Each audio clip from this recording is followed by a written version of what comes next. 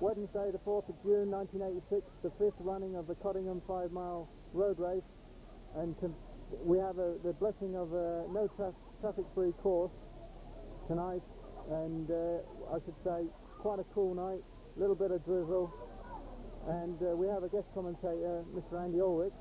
What do you think of the conditions, Andy? I think the conditions tonight are just about ideal for this type of race.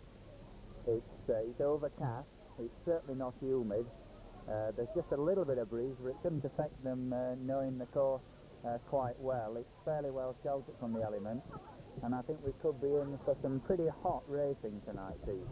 Yes, the favourite is obviously Jim Dingwall, but also Martin Farrell, I think, is going to press him quite hard. Who else do you see as being up there? Well, I think that we could see a fine run tonight from Eddie Arrowsmith. He's pretty fit at the moment, and he's determined to perform well. And there's the boys from Grimsby over, none the least of which being John Barker, who's running extremely well at the moment, following his good performance in the London. And I think we could see quite a group up there over the first mile or so. I'm sure you're right. John's best position, of course, is 4th. Anyway, we await the start with great interest.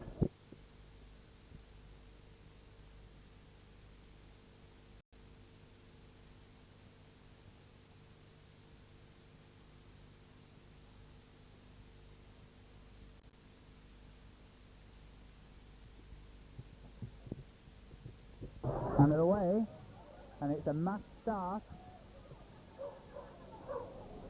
Approximately, he probably is. It's his usual tactic, although there's quite a mass of purple vests up there. A very tight turn to the left here after about 150-200 metres, and that really is going to cause some problems. Yes, it's James Page really blasting it up front there. He's not likely to last long though. It's a massive start, that, by Shane, isn't it? I mean, he pulled 20 metres out of the whole field there. Yes, that's right. I can already see Eddie Arrowsmith up there, and he's looking quite comfortable in his yellow Liverpool vest. Been running extremely well for his first claim club in the recent road relays. Yeah. I can also see Jim Dingwall up there. He's not letting them get away. We have a new leader at the moment, number 341. He looks a bit like a fun runner. He's certainly having a bit of fun anyway.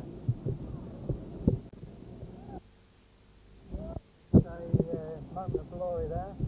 That's right, James wending his way back down the field. I can already see Martin Fadlwell up there and glancing round ominously, looking very comfortable. There's Mike Lake up there. The guy in the all dark strip. Oh, that's Keith Newton. That's right, Keith Newton from he's based at the university at the moment. I'm not quite sure which club he runs for, Pete. I've got a feeling it's the same club near Brighton. It's a club near Brighton. Crawley AC, I think it is. Same as Tim Hutchins then. Yeah, same hairstyle as Tim Hutchins.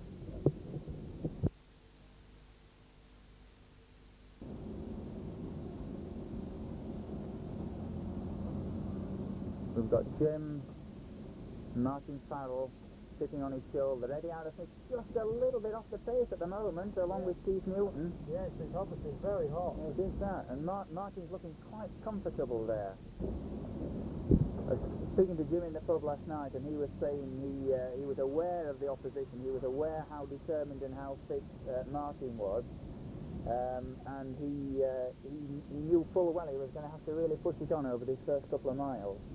And he accepted the fact that he was going to have to do well under sub-5 probably to break the field. In the next group I see Mike Lake there, and he's running quite well also, isn't he? Yeah, Mike's had a bit of back trouble recently, but he's certainly well up there at the moment and looking fairly strong. He's running alongside Keith Newton at the moment. Haven't we all had back trouble? Yeah, all the best runners do, Pete. I'm not quite old enough yet for back trouble. But they've made a break, haven't they? Yeah, they have that, and the rain's now starting to come down, and this will be quite refreshing for them. I mean, this is still under 3/4 of a mile and there's a break already. Yeah. It just goes the pace, doesn't That's it? right. Have you got mile marks to check tonight, do you know? I haven't seen any mile markers on the course, no, not at all. It is hot out there, pace-wise. It's very interesting to note that Eddie Arrowsmith has dropped off a little bit, and he's in no man's land at the moment, and he really ought to get himself back on the pace if at all possible. Well, he has some experience that isn't always possible, but he's only 3 metres adrift, so it may not be disastrous. No. Martin Faddle still hanging on in there. Jim Dingwall not doing anything too dramatic at the moment, but they're pushing on. You can see by the way that their heads are moving from side to side, and Jim's really into his stride at the moment. Martin really wants to do well tonight. Of course, it's almost home territory for Martin. I believe he was born here, just down Priory Road, or certainly he lived down Priory Road for quite some time. And of course he drinks in the Tiger pub in Cottingham. Does he really? Yeah. So I think that's where we're going wrong, Pete. I think we really ought to be drinking in the Tiger. I thought we took the wrong turn there for a minute. Well, let's hope you don't, because the runners are following you, Pete. They're going to take a left here on past the station, and in the next quarter of a mile we shall lose the front runners for a while. They cut off down along Station Walk, and it's not possible for us to see them past that point. In fact, we're losing them just about now. Jim Dingwall rounds that right-hand bend with left-hand bend with Martin Faddle. Eddie Arrowsmith looking round. Steve Spooner in 4th place, Mike Lake in 5th, Keith Newton 6th. Stuart Shawcross is well up there. Yeah, Paul Clark was next. Paul Clark was next. Also John Barker. And we've got John Barker in that group, but John's finding difficulty with this pace tonight. Ian Greer at East Hull. And then the early leaders gradually finding his way further back through the field. Mark Smith from City of Hull having a good run tonight. Also, there was Rob Robinson well up. And we've got Terry Davis up there as well. Kevin Colchard having a go. Steve Rennie. Yeah. And the rain's really starting to come down. There's a rather swarthy looking George Slater there. Yes. And Tony Slater, so George, if he keeps that pace up, which I suspect he won't, will have a flyer tonight. Well, I think when you get conditions like this, you often get some surprises, don't you? Yeah, that's right. They have nothing. They have no excuse left because it's not too hot. It's a nice gentle drizzle, and they often have good runs. Yeah, it's amazing what a home crowd can do as well. I've just seen Pete Chapman go through there. He's obviously still jogging along, and we're approaching some of the good, solid club athletes here. There's But that early leader was obviously not a runner, and he's still in about 10th place. well, yes. Well, he had a sort of run for the world T-shirt on, which, you know, Yes. probably quite a lot of athletes, including Hugh Jones, have run the world T-shirt. And it really is starting to come down now. This is not going to be pleasant for the back markers. It's going to be quite pleasant if it doesn't get any worse for the front runners, but the back markers are going to feel pretty cold and wet and miserable. We had an idea to film out on the outside of a car. I'm glad we abandoned that idea. That's bloody true as well. I don't recognise any of these people coming through now, Pete, do you? Well, odd ones, but of course as they get more and more drenched, their sort of features tend to meld into the background. Right, we should be coming up to the wet T-shirt brigade soon. Are we? Is there a prize for the wet T-shirt tonight? You in for that?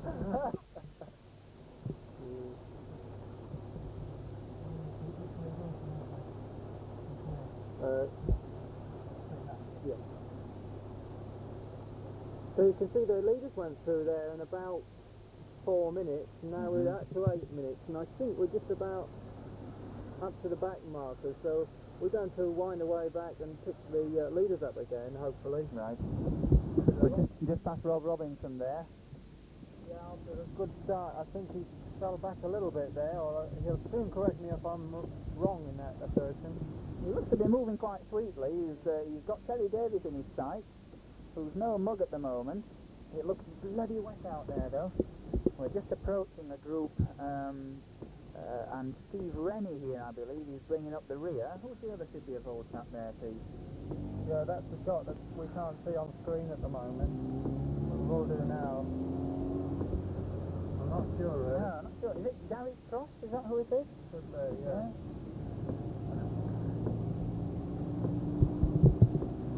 As we head up, we're going a little bit more quickly now, so the shots may be not quite as steady.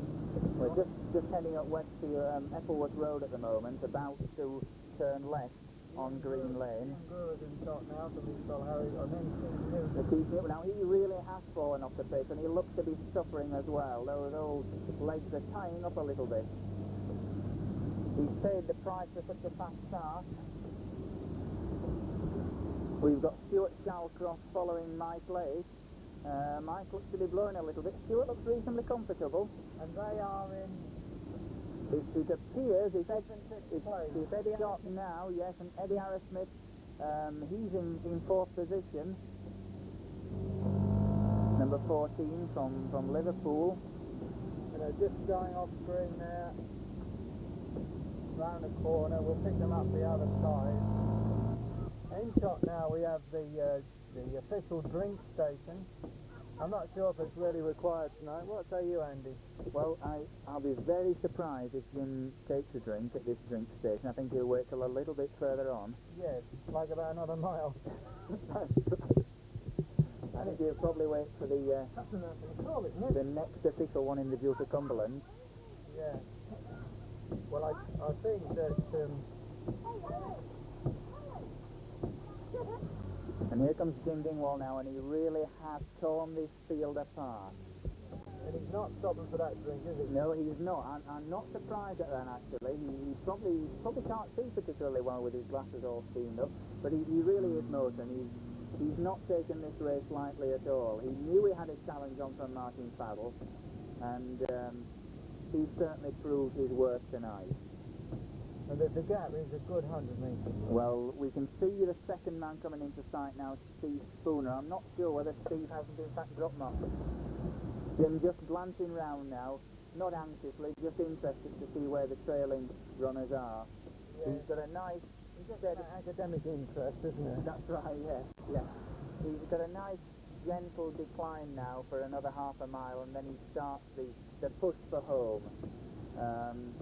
And I can just see in the distance, yes, there you are, he's just coming into shot now, Steve Spooner, and Martin Faddle is in fact still alongside, so Martin's still alive and kicking. Well, if those two positions stay the same, there will be two new runners on the list of different runners that have scored the first 3 places in the 5 years of this race. Have a possible 15, that would make 11, which is quite remarkable, isn't it? It is. And what it does go to show is that this race, albeit starting off as a fun run really, attracts some pretty high caliber athletes. Yes. We've had some pretty high class winners over the last 4 years, and tonight as well, Pete. Yes, I think we must make the finish now, though, because I think Jim's going to be home in under 5 minutes. I don't think it was it? And so we've got a shot here of an absolute downpour. I mean, there's never been any rain at all for 5 years, but tonight it's certainly made up for that. I should think we've had about ½ an inch of rain during the race. Well, I made the comment earlier on in the race that it will be ideal running conditions if the rain stayed fairly light as it was. But really it's turned into an absolute downpour.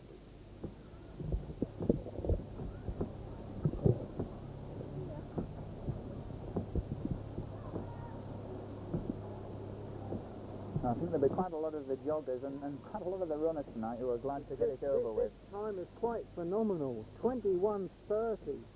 His time last year, remember, was 23:45, and he'll be home in about 22 minutes. This is an amazing run. He really has flown tonight.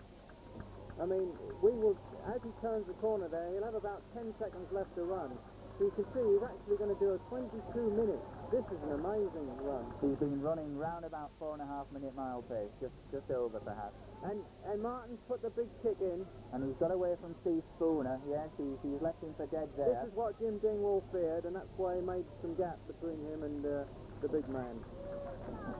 We're going to lose the picture in a moment. In fact, we have done as the crowd's moving. Steve Spooner, I can see, just finishing there in 3rd place. Yeah.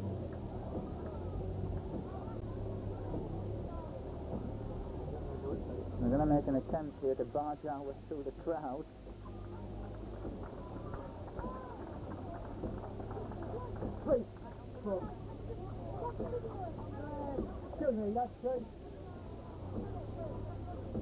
I can just see Mike Lake coming down to the finish now. Mike Lake had a good run. The chap who's following Mike, not quite sure who this one is. Steve, any idea? No, I don't recognise him. He's obviously a good lad, though, isn't I've seen him around in local. Stuart Sharcross had a blinder tonight. he? So what position are we on now? I think we're in about 7th position now at the moment. John Barker there. John Barker's a great run, isn't it? And Paul Clark's coming back well. The two Grimsby lads running round together. Ian Brewer's hold on. We must now question this distance because 23 minutes here, and there are lads here who really can't run this time. No, I think he probably is quite a short 5. Yeah. Really?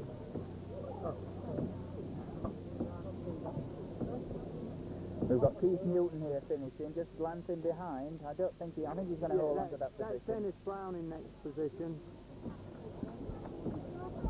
I can see another City of Hull runner there, running not in his club colours, but Mark Smith. Steve Rennie finishing. He's had trouble with injuries recently, coming back after a recurring ankle injury. Stop it. Thank you. We're having one or two problems with the crowd here, although it's understandable. The rain has in fact just stopped for the moment. And we've got number 299 there. I think he's a Grimsby runner, and he's Hull runner just finishing. And we've got Terry Davis here from City of Hull, running quite well. Bit of a foul runner, Terry. Flat roads are not really his cup of tea.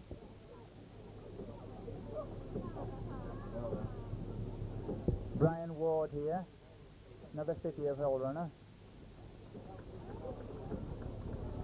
And Rob Robinson just overtaking Shane Page in the final straight.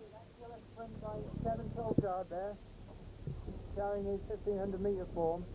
Good run by Kevin, but he's going to believe this sub 25 until he sits down and thinks about it. We must now really suspect this distance. I mean, we're getting guys there all under 25 minutes. Dave Brook broke 25. Well, I don't think Dave would even agree with that, even after a couple of pints, do you, Andy? No, I think those boys will be looking for around 5:20 mile pace, something like that. So we probably are looking at a 4.5, 4 3/4 mile race. And you see, these lads are still, I mean, these are beyond their wildest dreams, these sort of times now, aren't they, really? And particularly bearing in mind the conditions as they turned out as well, Steve. Now, Bernie Child would love a time like this, but I don't think he's going to agree with it. 25.38 there, plus 10 seconds to finish, under 26 minutes. Yeah. He'd love to believe it, but it's not really on. I think we're about maybe 600 yards short here. And the police are doing a sterling job here, keeping our vision clear.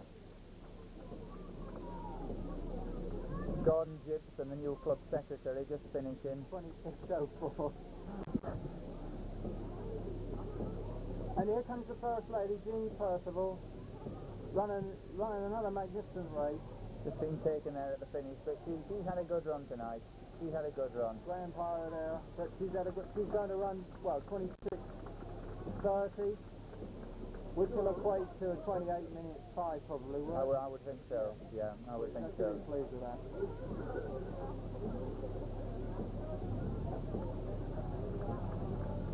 They've started to come in quite large groups now. We have a cruel video cut-off, so I don't know if you've heard about it, Andy. We have an arbitrary time where we say, right, you lads, if you're not in now, there goes, Anne Sweeney's just got second lady position, so she was about 30 seconds down on Jeannie. Should be quite pleased with that. I can see Denise Baker here coming into shot as well. She's the third lady. She's the third lady, yes. Nice. It's the first year we've picked up the first 3 ladies, Yeah, so right. it's been not been a bad position, No. despite the 2 problems with the spectators. Denise's husband George hasn't run tonight. He's been trouble with stomach complaints recently. And there goes the winner, Mr. Jim. He's offering points.